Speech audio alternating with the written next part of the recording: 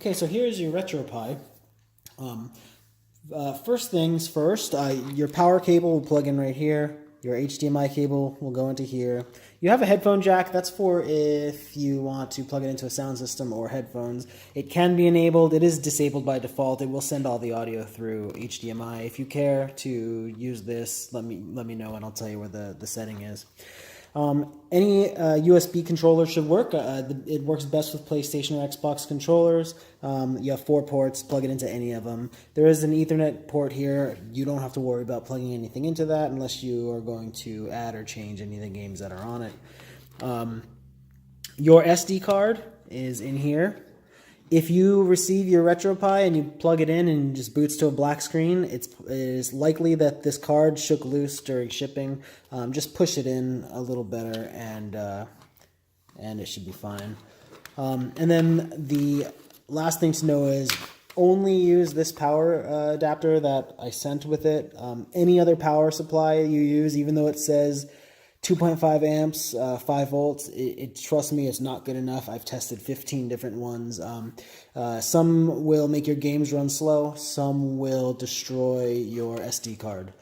This is the only one that will work, and make sure that it's the only one you use. All right, we're going to plug the RetroPie in a second, but before we do, I want to go over the controller.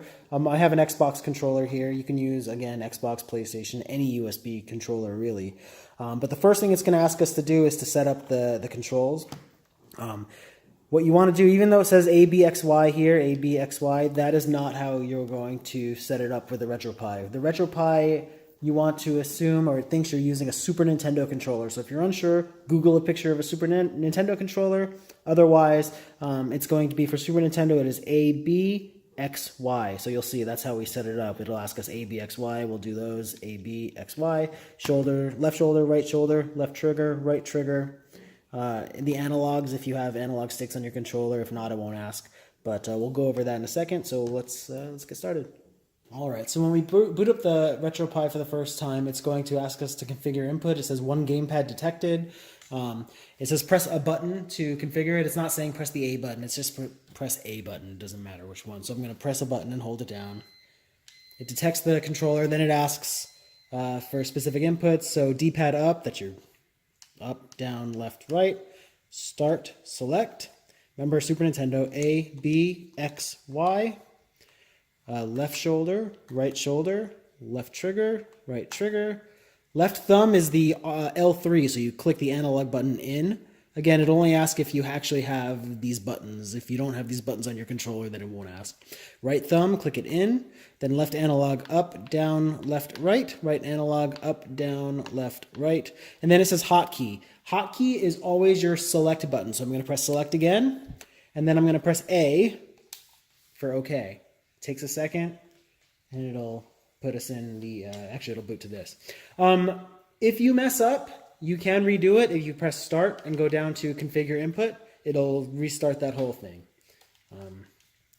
So here are your games. You have your Game Boy Advance games, Super Nintendo. The RetroPie menu you shouldn't ever have to go into. That's for settings. PlayStation, regular Nintendo. Mega Drive is the Japanese name for Genesis. So Genesis. You'll see on the bottom you have, X for random, A for select. Again, the A button is always like the next button, and the B button is always go back. So if I go to Nintendo and I press A, here are my Nintendo games. If I press the select button, it'll pull up a menu where you could jump to a specific letter. So if I'm looking for Zelda, I can go to L for Legend of Zelda and find it much faster. Right, there you go. Right. I just press A to launch the game.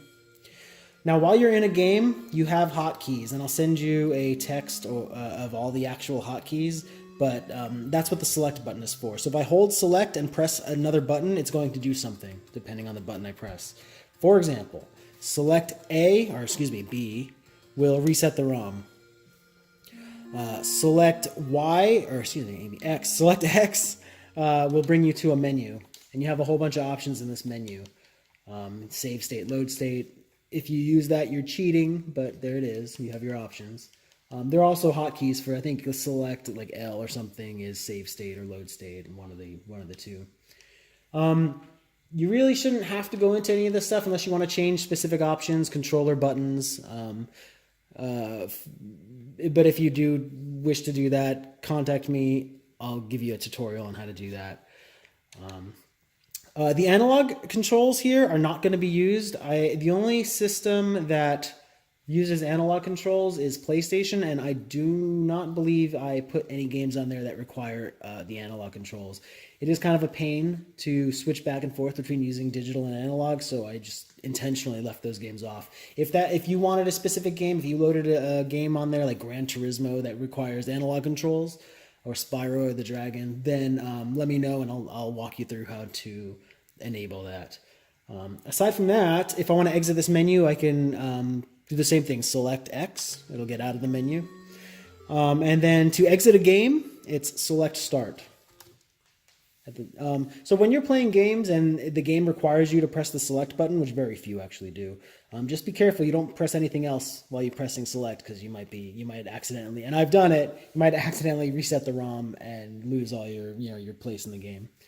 I can hit left and right, it'll go to different systems, or I could hit B to go back and it will bring me back to here.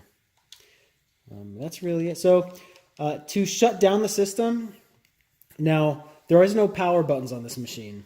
There's no on or off button. When you plug it in, it's on. When you unplug it, it's off. But you do want to shut it down properly. And to do that, you press Start. You're going to go down to Quit, and then Shut Down System. When I select that, and I say yes, it's going to go through the shutdown process.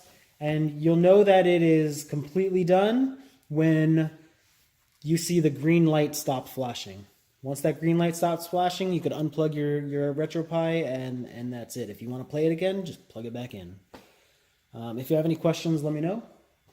And that's it.